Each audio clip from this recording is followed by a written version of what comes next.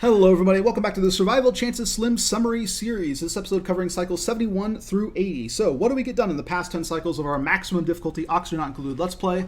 Well, first of all, of course, we printed out 3 new duplicates, Lyra, Gossman, and Liam. Welcome aboard, you guys. And then we made a lot more progress on exploration. We've dug out here to the northwest. We found, I don't know what you want to call this, a copper biome, a plains biome, a temperate biome. I usually call it a plains biome, but basically what the alternate starting biome.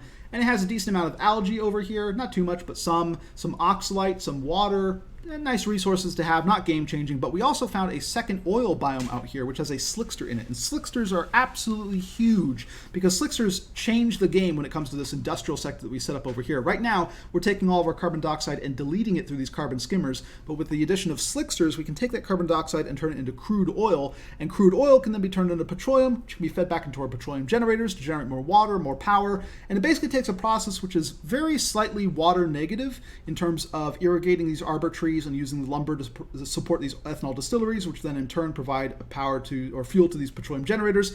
It takes that process and turns it into a water positive one, because that extra oil, that extra petroleum that we end up getting means more fuel for the petroleum generators, means more water, means more power. Everything gets turned on its head once we get a good slickster ranch up and going. Of course, we'll need a lot of slicksters to support this industry that we have right here. We can't just take slickster farms and throw them down here. We're not going to have enough room. It's going to be a large operation that we set up probably down here.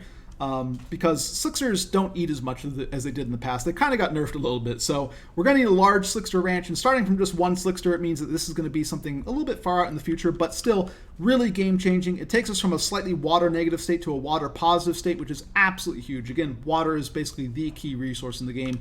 The algae is also very useful, because if we look down here in our sort of southwestern quadrant, we really want to make progress towards the saltwater geyser, but the saltwater geyser, of course, takes a lot of work to get to because this area is so hot, so there's a lot of building that needs to be done. And the problem that we were running into is that there's no oxygen over here. And so duplicates were having to, whenever they wanted to catch their breath from working over here, run all the way back to a few oxyferns over here, like down here, up here, like Nicola's currently recovering his breath, and recover their breath and then go back out to work here. That's a really slow process. So we've kind of halted a lot of the construction over here and instead started building this heavy watt wire line, which is going to supply some oxygen diffusers. And we're going to take that algae, even though it isn't that much, throw it down here, produce some oxygen, and we've built this little lip right here. That way the oxygen can kind of settle in this top area right here. That way, as duplicates are working in this area down here, they can then, when they need to catch their breath, just walk up to here, catch their breath, and then go back to work. So that's going to help us out in this area. We're still very much interested in getting to the saltwater geyser. This saltwater geyser, taming that, even though it's going to be very difficult, is about as game-changing as the slicksters, so very important objective to get to. And then out here in the northeast, we continue to make progress, but just haven't really found anything. It's just more and more hot sand, along with some volcanoes, which aren't very helpful. We've seen a little bit more of this oil biome, and there's nothing really that interesting there. We have seen a caustic biome right behind this, though, that does contain at least one Dreco. So getting to this area is going to be a little bit difficult, but getting there and ultimately ranching these Drecos in combination with whatever balm lilies we can find in there, plus the balm lily seed that we printed from our printing pod way back in the day. Getting a Dreco ranch up and going will mean reed fiber. Reed fiber will mean atmosuits.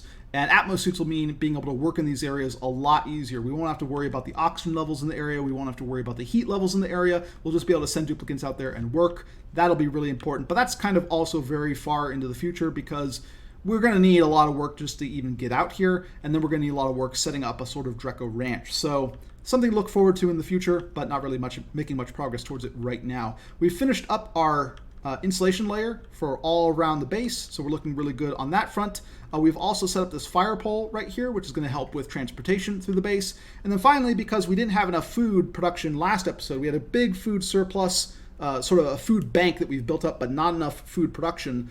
Now we're kind of starting to slowly get some more farms up and going. In our previous episode, we only had enough farms to support 17 and a half duplicates when we had 19 duplicates. Now we have 22 duplicates. So we've seen our food bank fall pretty precipitously, and we need to get some farms going up right away. But we're doing that, and it should work out pretty well.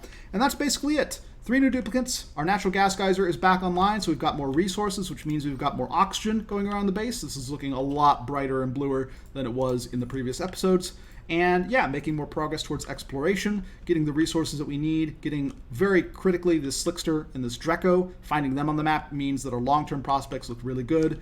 And just continuing to explore out, see what we can see, and make progress that way. All right, that's it for this episode. I'll catch you guys next time.